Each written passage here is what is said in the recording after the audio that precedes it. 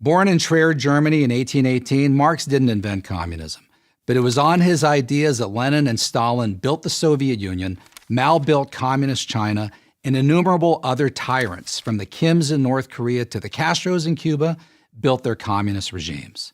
Ultimately, those regimes and movements calling themselves Marxist murdered about 100 million people and enslaved more than 1 billion. Marx believed that workers, specifically those who did manual labor, were exploited by capitalists, the people who owned, as Marx put it, the means of production, specifically factories, but who did very little physical labor themselves. Only a workers' revolution, Marx wrote in Das Kapital, could correct this injustice. What would that revolution look like? Marx and his collaborator Friedrich Engels spelled it out point by point in the Communist Manifesto. It included the abolition of property and inheritance, and the centralization of credit, communication, and transport in the hands of the state, and a lot more along the same lines. In other words, the state owns and controls pretty much everything. This notion was widely discussed and debated in European intellectual circles during Marx's lifetime, but nothing much came of it until Vladimir Lenin took power in Russia in 1917. This changed everything. Despite its repeated economic failures, Lenin's Russia, which became known as the Soviet Union, became the model for dictators around the world. Wherever Marx's ideas were practiced, life got worse. Not by a little, but by a lot. There is not a single exception to this rule. Not the Soviet Union, not Eastern Europe, not China, not North Korea, not Vietnam, not Cuba, not Venezuela, not Bolivia, not Zimbabwe. Wherever Marxism goes, economic collapse, terror, and famine follow. So, if cataclysmic failure, meaning terrible human suffering, is the inevitable legacy of Marxism, why do so many people, and now especially young people, defend it? The most common answer Marxism's advocates offer is that they, whoever they are, Lenin, Stalin, Chavez, never really practiced Marxism. They all somehow got it wrong.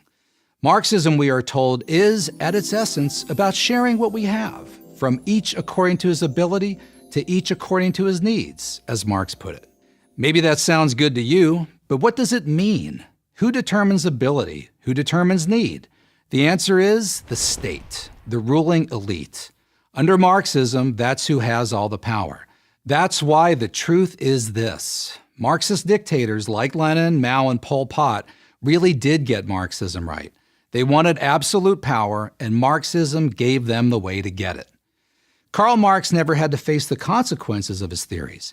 He lived most of his adult life breathing the free air of London, England, living off the generosity of his collaborator and patron, Engels, who, as it happens, inherited his money from his wealthy merchant father.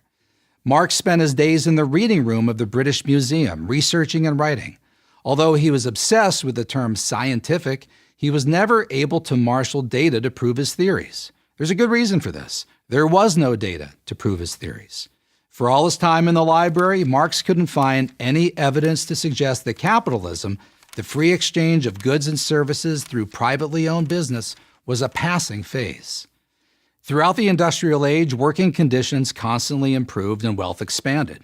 Marx had to rely on outdated reports to make his case. And even then, he had to manipulate the data to get it to conform to his predetermined theories. But Marx really had no interest in proving his theories. He knew that they could be put into practice only by brute force. He said so himself. Of course, in the beginning, communism cannot be effected except by means of despotic inroads, he wrote. His ends could be attained only by the forcible overthrow of all existing social conditions. All existing social conditions. That's religion, family, personal possessions, freedom, and democracy. They all had to go in order to achieve Marx's vision of an earthly paradise. But since few people give up their liberties and property voluntarily, creating a Marxist state has always required guns, prisons, and summary executions. Marx's many disciples from Lenin on never considered this a problem. Some, like revolutionary poster boy Che Guevara, considered it a bonus. I don't need proof to execute a man, Che is said to have boasted. I only need proof that it's necessary to execute him.